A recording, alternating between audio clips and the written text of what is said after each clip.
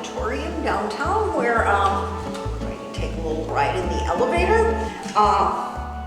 And theater is the subject of our show.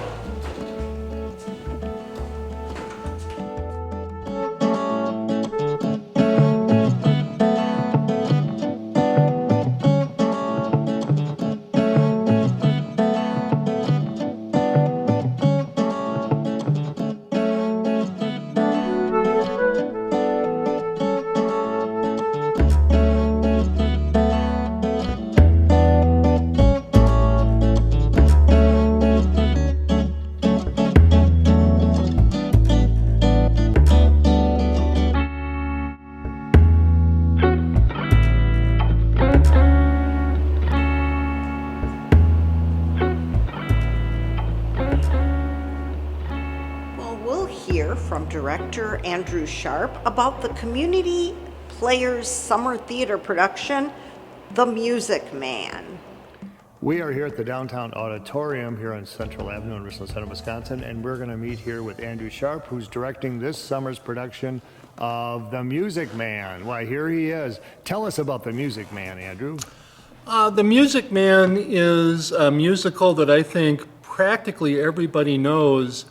It's an incredible piece of Americana, meaning it represents what we think America should be. It's set in 1912, and the Music Man, Professor Harold Hill, comes to town and promises that he will save the town from the depths of all the bad things that he conjures up that are going to happen by bringing in a boys' band. And there are a lot of songs that everybody is familiar with. You have 76 trombones, Good Night, My Someone. One of my favorites is the four-part barbershop quartet that sings Light a Rose and things like that. So it's a very well-known show. Robert Preston and Shirley Jones did the movie in about 1962. So that's The Music Man. It's a show that pretty much everyone knows.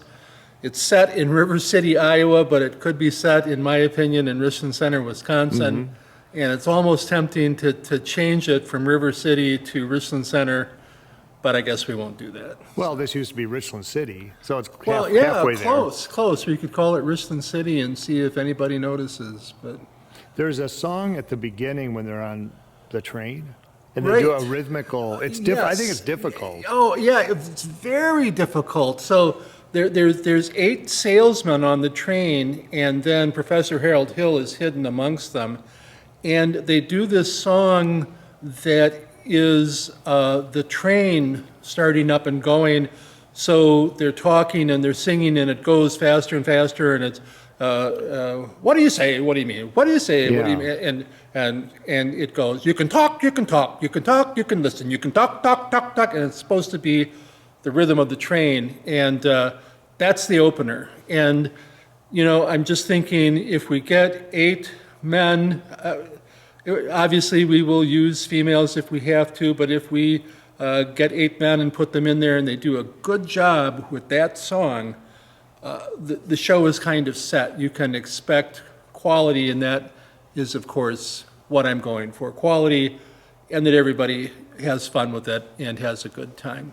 So. And that opening song definitely grabs the audience. Right. And I've seen various ways, they're also moving with the train. So there's like jerks where they're all jerking together. So working on the choreography for that will also hopefully be a lot of fun. Now we're here on the stage downtown, but you're moving to the high school stage? Correct. We want to do this at the high school the way most of Community Players musicals have been done out at the high school, where we have the big stage, the comfortable seats, and the heating and air conditioning system is reliable. When are the tryouts? The tryouts will be May 14th, 15th, and 16th. That's a Tuesday, Wednesday, and Thursday, and they will be right here in the City Auditorium. So you would come to the city auditorium, although the show is going to be out at the high school. And you are looking for how many? Well, it's pretty. You can pad. You've got to. You could have 50. Right. There's, I think that there are 21 speaking roles. So there's 21 people with names, and of course it covers all the spectrums of age and sex and so on and so forth. So there's like the school board, which is the barbershop quartet, and that's 4 men that can be any age as long as they sing. Yeah. Mayor Shin would be an older man. The Music Man, Harold Hill, would be hopefully a younger, 20s, 30s, 40s, something like that. But then there's roles for women too. There's Marion, the librarian. But then there's the pick a little, talk a little, pick a little, talk a little, pick, talk a lot, pick a little more. There's all of those women, which is like the Ladies' Aid Society in the town, led by the mayor's wife, who's quite an imposing person, or is supposed to be. Then there's a young ne'er-do-well whose name is Tommy. He's like supposed to be a teenager. And then the mayor's daughter, whose name I don't remember, but she's sweet on Tommy. So there's a speaking role for both male and female teenagers. Then there's Winthrop, the little boy with the lisp. That sings this, Gary, Indiana, Gary, Indiana, Gary, Indiana, my home, sweet home. He sings that song. So there's a role for a little boy. And then there's Marillis or something like that. There's the girl that's playing the piano when Marion is singing, good night, my someone, good night, my love. I'm not hitting it real well, but I'm not trying out, so it doesn't make any difference. Well, there's a church on the hill is another song. There were bells on the hill, but I never heard them ringing. You know, you should try out. No, I never heard them at all till there was you. Yes, and that song was so, Paul McCartney loved that song. On the first Ed Sullivan show, the second song that the Beatles sang was Paul doing Till There Was You from the Music Man. So Paul McCartney, that's just his kind of music too. When I'm 64, this old-timey kind of music, and I am 64 now, so it's weird. But so that was such a popular song. And if you think about it, the show was on Broadway in 1957. They made a movie in 62. And the Beatles arrived in America on February 7th of 1964. So it's all, close together time-wise. Now, the high school stage is much wider than this. Yes, the high school stage actually pretty much dwarfs this stage. I don't know exactly. There's just more space both ways, but especially from side to side. I remember when 24 years ago when we did Godspell, the first show that Community Players did, which I directed, and I had the cast here, and I was working the play out, doing the blocking and running the lines and everything like that here, and then we got out to the high school, and I went, oh my gosh, holy smokes, this is huge by comparison. And I was going, how am I going to fill this stage up? But we did, So it'll be the same thing here. We're going to start out here and then transfer it out to the high school. But we will have much more room out at the high school. And you're not opening up that pit, I believe. You're keeping We that. cannot use the orchestra pit. And we're hoping that things can be put in place. Let me just make a plug for the referendum, the school referendum, because the school referendum does have in it money to update the theater out there, which is badly needed. And one of the things is we want to have an orchestra, a live orchestra for this show. But we can't use the orchestra pit. So it's kind of a difficulty. What are we going to do? We want a live orchestra. we've got no place to put them. So we actually had a meeting, and the musical director for the show is going to be Erin Starks. And she and Todd Keller actually were the leads in the show when they did it at the high school back in 2007 or thereabouts. Okay.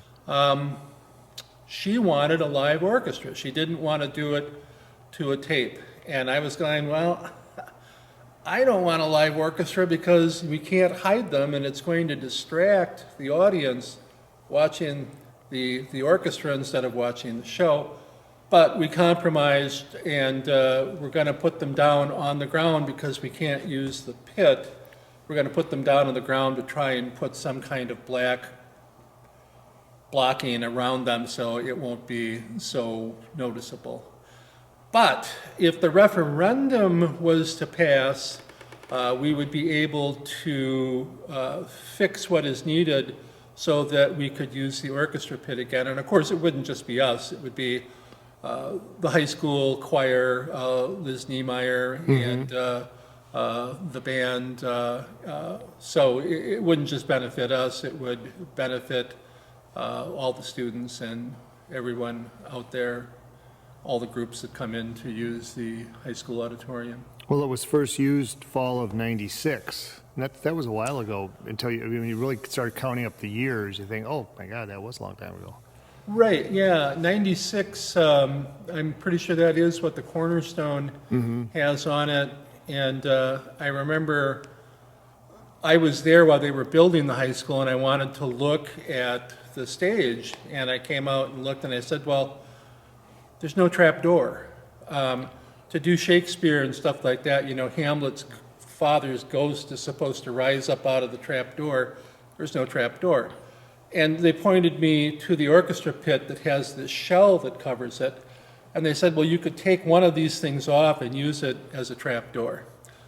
Well, guess what? You can't take one of those things off. It doesn't work that way. Oh. So I'm still mad 30 years later that they said they BS'd me that they were going to put a trap door in there, and they didn't. What are the safety, is it an insurance problem that somebody on stage might fall in? Yes, which I think is absurd. It's never happened. You know. Well, you could fall off of any stage. Exactly. Yet the damn lawyers are ruining this country, and that's an example. They want a net over the orchestra pit to be able to use it so if somebody falls, they'll fall on the net. Oh. Well, I tell you what, if I fall on the net, I'm going to go right through it anyway, so it really doesn't make that much difference now, does it? No, if you fell into a tuba, it would be like a cartoon. But that, whatever. So, yeah, so we're voting in April, next month. Yes. Well, thank you for that. The first Tuesday, Yeah, well, I whatever hope- date that is. I certainly hope that the referendum will pass, but Let's see, about the play now. Yeah, it would be nice to have an orchestra of not just two trumpets, one trombone, one, like. yeah, to be able to have the full complement. Right, and I think that this is a very, there'll be lots of opportunities for people that want to play in a stage band to be able to do it. Carol Kramer, I think, is the main person that's talking to Erin and saying, gosh, I would really love to be in a stage band again. I was in the stage band for Gilligan's Island, directed by Chris Simonson. It was a lot of fun. Yeah, And, yeah. something that I would gladly do again if he would overlook my poor musicianship and let me do it again. But I don't think there's a guitar in this show, so But you had, I'm out of luck. Yeah. I'll just have to be satisfied with producing and directing. So. and is it a long play? It is not particularly long. No, it's about 2 hours long, and it's a lot of fun, and a lot of stuff happens during that 2 hours. There are, a lot of songs that keep the show going, and songs that people know. That's one of the beauties of this show too, is that people have heard the songs probably. and are familiar with them. Yeah. So, but I think it comes in, it probably will be about 2.5 hours. I think I've been watching versions on like YouTube, and they generally clock in at about 2 hours and 5 minutes or something like that. So And you're watching the stage productions. I'm watching the stage productions, not the movie, but Right. I've seen the movie. I'm not sure how long the movie is. And the movie follows the script almost exactly, if not exactly. Okay. So they didn't change it much, but All right. Well, anything else? Well, we'll come back and talk to you many more times great. before. I'm always happy Bef- to be. When's it usually open? The end of July? Yes, the production dates are going to be the last weekend of July, and I'm not sure exactly how that falls off the top of my head. And then the first weekend of August, and I know pretty well that, I'm pretty sure that's the second, third, and fourth. Okay. So it's July, like, not sure, last weekend and the first weekend of August, which is what we've done traditionally. Now, the set, do you want to do, or will you do kind of a simplistic or minimal, or will it be kind of extravagant and depth? At this point, I'm hoping to do an extravagant set. It would be really nice to have a set designer, which I don't have right now. So I would probably go off of ideas of my own. I saw there's a Broadway production on YouTube, which is very good, and it's got the fellow who is Wolverine in the movies, but he likes to do musicals. Is that Jackman? Hugh Jackman version, and then a very well-known Broadway star for the female lead, but I'm not familiar with her as much. But so I've been watching the Hugh Jackman version, and they're using big wagons, basically, and I like their production and I like what they're doing. So the house of Marion and her mother is a big, you call them wagons in the theater, anything that rolls is a wagon. So it's this house that rolls out, and they use that, and it's their front room. And she's giving the piano lessons there, and she sings "Good Night, My Someone," and from right there. And then there are other things. There's a platform in the center of town that the music man uses when he's singing "You Got Trouble." That rhymes with a T, and that starts with a T, and that rhymes with P, and that stands for pool. There's a wagon with a thing that he climbs up on so that he's like preaching to the crowd. So I like that. I'm just wondering at this point whether we have enough wing space to put all these wagons on the side. Now, the wing space at the high school is much better than, the Copper Top has almost none. Here at the City Auditorium, there is good wing space. And, this was a vaudeville theater back in the heyday of vaudeville. So we've got wing space here, we've got dressing rooms, but at the high school, there's even more space. And of course, they got balconies with more dressing rooms up there. Well, you've used those big giant, I'll call them platters, that you just simply turn around. And then you see the exterior of that building with Right. brick or something. Right. So I don't want to, when they did Seven Brides for Seven Brothers at the high school, that was one of the first shows they did, and they had a huge set, and then they turned it around. What they learned from trial and error is you need big Wonkin casters like this. You can't use casters like that because a caster broke one night and they were stuck. They had to, I'm not sure what they did. I think they got a jack out. So to jack the thing up and get another caster under it and turn it around, definitely not something you want to do with an audience waiting. Right. So that's one of the things that concerns me about using the big wagons is things are going to have to be, it's always a tension between building them strong enough and building them light enough. The ground floor needs to be strong. Everything farther up needs to be flimsy to lighten up the weight. So yeah, we could do something like that. And the Ballou house, Marion's house, could turn around into something else, and probably will. But we got to make sure that we've got good, expensive casters. So yeah, we're going to need donations to be able to buy the expensive. Well, what size, casters. what, 6 or 8 inch? Oh, well, I'm just Yeah. big ones, whatever that is, 8 inches, I would say. And then you have to build it, I know nothing about set building, but, so you don't, when someone steps on it, it's not boom, boom, boom, that echoey, I'm still, Right, you know, yeah, hollow, the yeah, hollow. yeah. You can dampen things down with a little bit of carpeting. Generally, we'll take care of that. And then, not to bore everybody, you have to have these devices, and I should know what they're called. They're lockdowns. Basically, once you get it into position, you flip a switch and it comes down and locks them down so that they don't move. Yeah, All of these things are stuff that we have learned over the years. I mean, it's it's ABC theater stuff. But we didn't know ABC 25 years ago. right. So, yeah. So to answer your question, I would like to have reasonably ornate sets.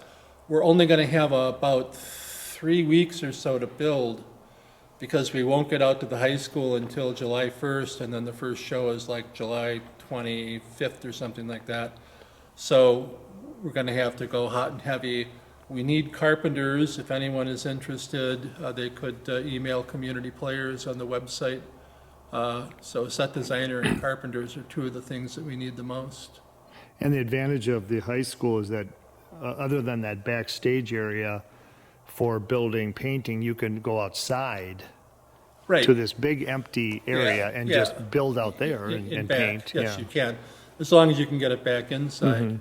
Well, I'm wondering if we're going to be able to potentially build some of the pieces here and be able to take them apart and put them on a trailer and drive them out to the high school. That would be one way to get a head start on Yeah. building things.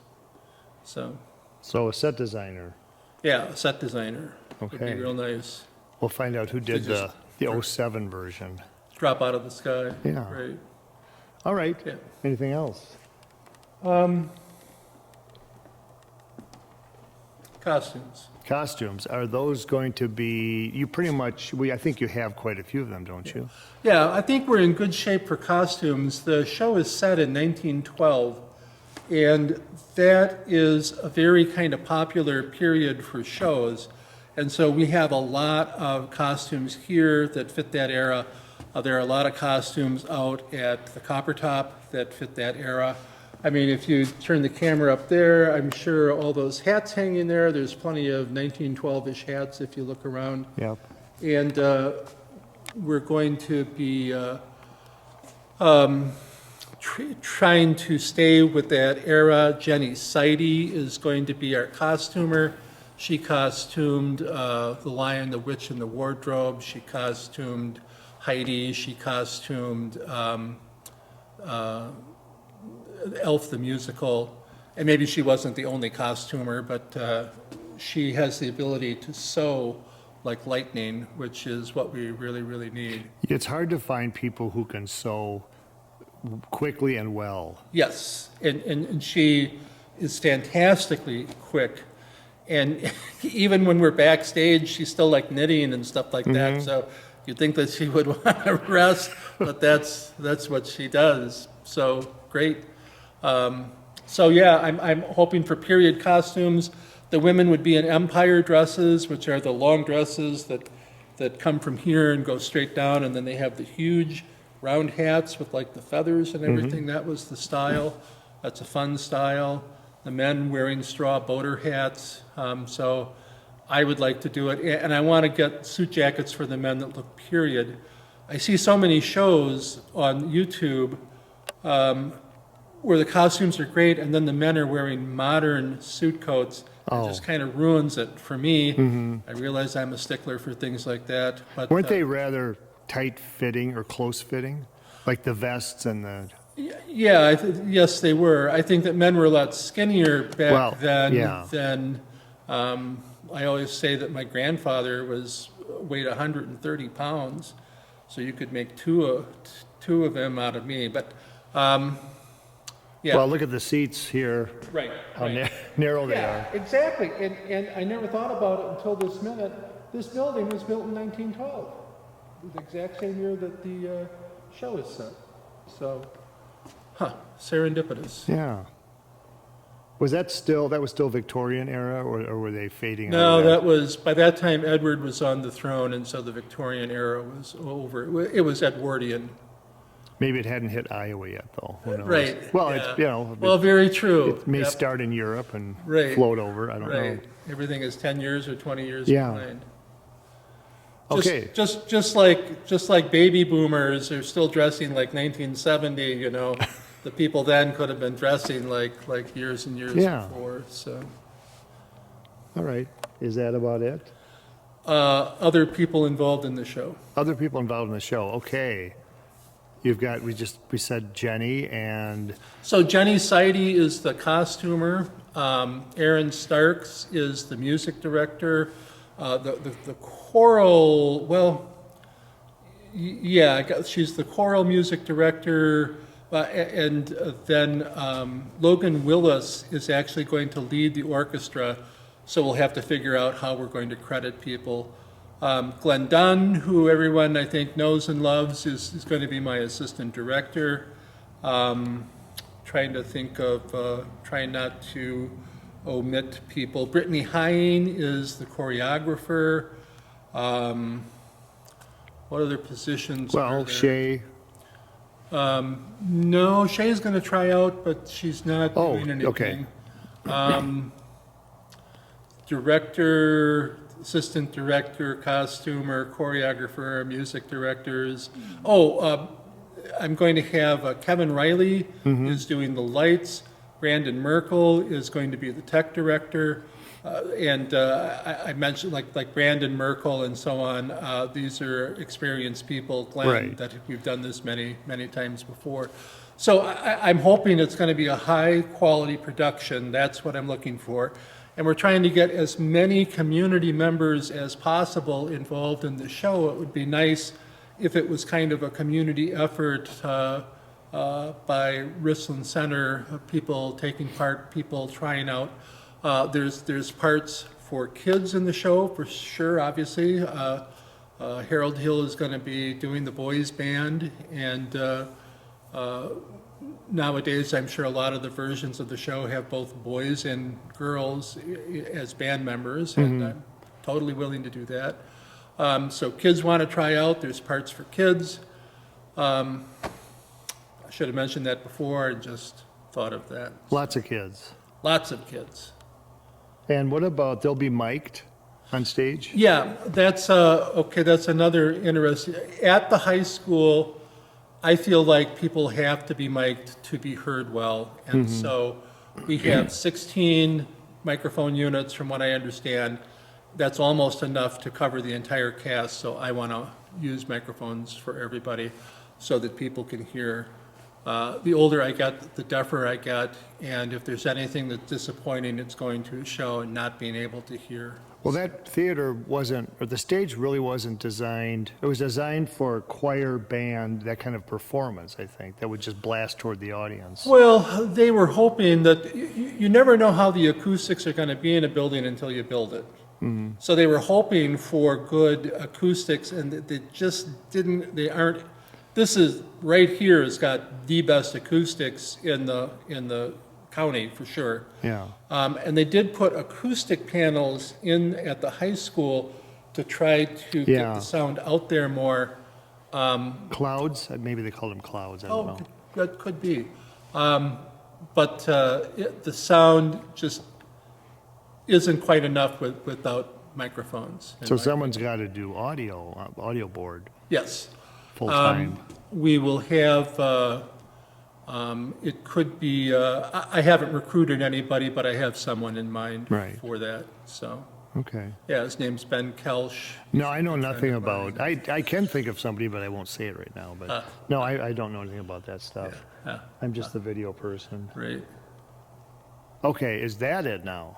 I think that's it. Okay, we'll come back in about 3 weeks and see if there's anything new. Great, thank you. Well, we thank you for tuning in. We hope you'll come back next week and every week to keep up with what's going on right here in Richland Center.